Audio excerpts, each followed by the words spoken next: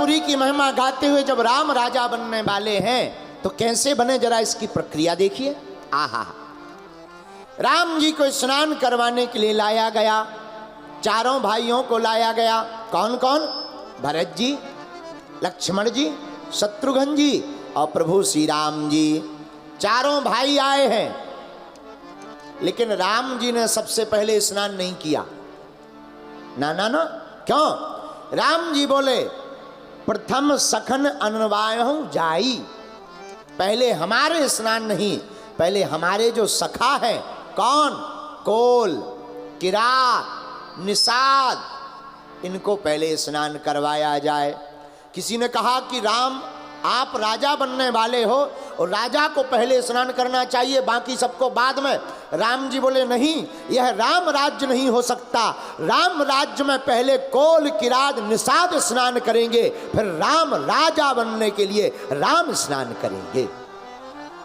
यह राम राज्य की कल्पना है। राम राज्य की कल्पना में राम जी कहते पहले इनका मान बढ़ाओ। और कितनी अद्भुत बात है।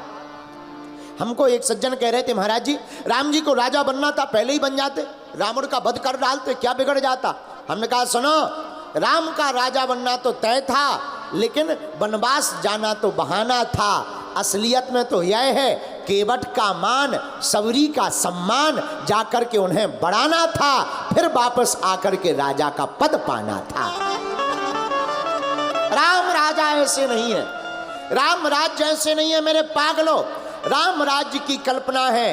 देखो वर्तमान समय में जो सत्ता का भूखा है वो राजा नहीं हो सकता, जो सेवा का भूखा होगा वही राजा होगा। सत्ता का भूखा तो केवल एक स्वार्थी हो सकता, सेवा करने की भूख जिसमें होगी वही राजा होंगे। राम जी सेवा के भाव से जी रहे हैं। आहा, पहले राम जी कहते हैं पहले इनको सखन, जितने सखा हैं सबको स्नान करवाइए। सखाओं को स्नान करवाया गया।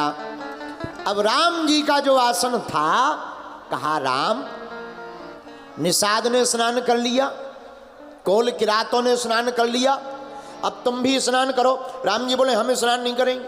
फिर भरत जी की बाहें पकड़ी और भरत जी को बैठा लिया। भरत जी बोले भैया ये क्या है? राम जी बोले हमारी आज्ञा है, बैठिए। अब आज्ञा कौन टाले? भरत जी बेचारे विराजमान हो गए। पुनि करुणा निधि भरत हकारे,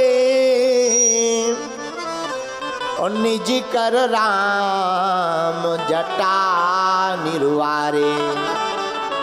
राम जी ने भरत जी को विराजमान कराया। आप बैठ जाओ। भरत जी बैठ गए और राम जी अपने हाथों से भरत जी की जटाओं को सुलझाने लगे। जैसे ही सुलझाने लगे सोई भरत जी की आंखों में आंसू आ गए। राम जी बोले क्या बात है, रो क्यों रहे हो? भरत जी रोते रोते बोले सरकार, आंसू पोंछते हुए भरत जी बोले सरकार, जिसकी जिंदगी इतनी उलझी हो वो रोए ना तो करे क्या। लेकिन थोड़ी देर बाद भरत जी चुप हो गए तो राम जी मुस्कुराकर बोले अभी तो तुम रो रहे थे, अब चुप क्यों हो गए, अब रोना बंद क्यों कर दिया? बोले सरकार पहले जिंदगी उलझी थी तो रो रहे, अब सुलझाने वाले आ गए हैं इसलिए रोना हमने बंद कर दिया है।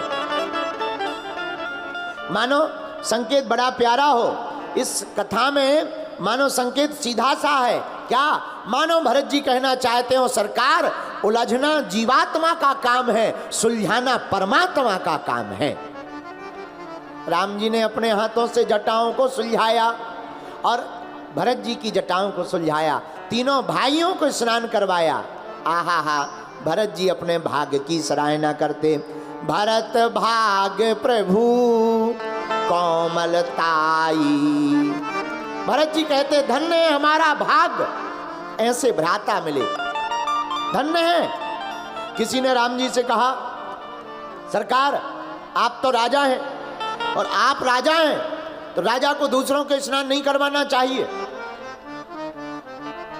आप राजा हैं, आप स्नान न करवाओ, हम लोग सेवा करते हैं। मुस्कुरा करके राम जी बोले पर राजा किसी काम का नहीं, जो प्रजा से सेवा करवाने के लिए राजा बने वो राजा नहीं है, जो प्रजा की सेवा करने के लिए राजा बने वो राजा है। हम प्रजा की सेवा के लिए राजा हैं, अपनी सेवा के लिए नहीं। और वैसे भी तुम तीनों हमारे छोटे भाई हो, और छोटे भाई हो तो हमारा धर्म है कि बड़े भाई का हाथ छोटे भाइयों के माथ पर रखा रहना चाहिए। तीनों भाई आनंदित हो गए, भरत जी भी आनंदित हो गए, शत्रुघ्न जी भी आनंदित हो गए, लक्ष्मण जी भी आनंदित हो गए।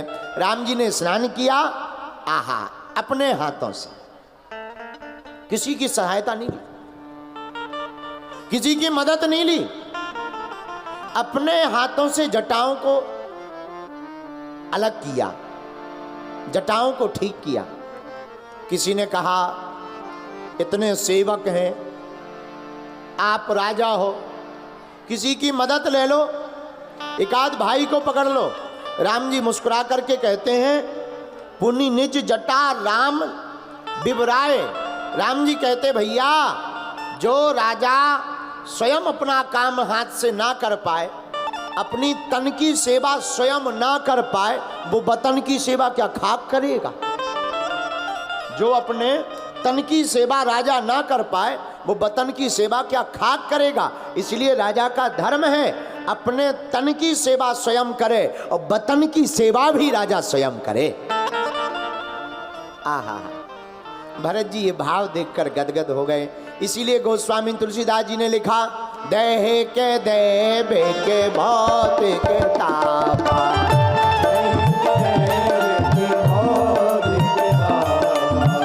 राम राज नहीं काहुँ व्यापा, राम राज नहीं काहुँ व्यापा। श्री राम जय राम, जय जय राम, श्री राम जय राम, जय जय राम, श्री राम जय राम, जय जय राम, श्री राम जय राम, जय जय राम। बोलो श्री राम जय राम, जय जय राम, हाँ श्री राम जय राम, जय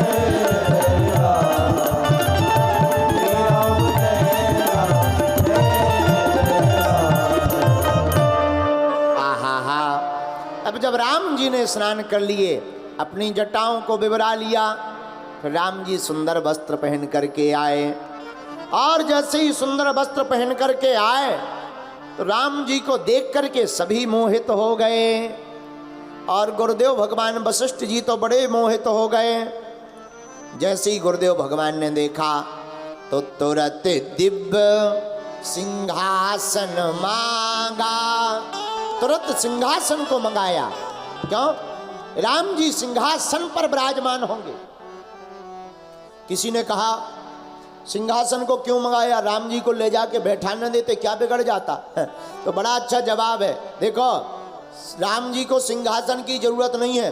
अगर राम जी को सिंहासन की जरूरत होती तो छोड़कर वनवास न जाते। सिंहासन को राम जी की जरूरत है, इसलिए सिंहासन को ही मंगाना चाहिए। और मेरे पागलों, इस कथा का संकेत बड़ा प्यारा है।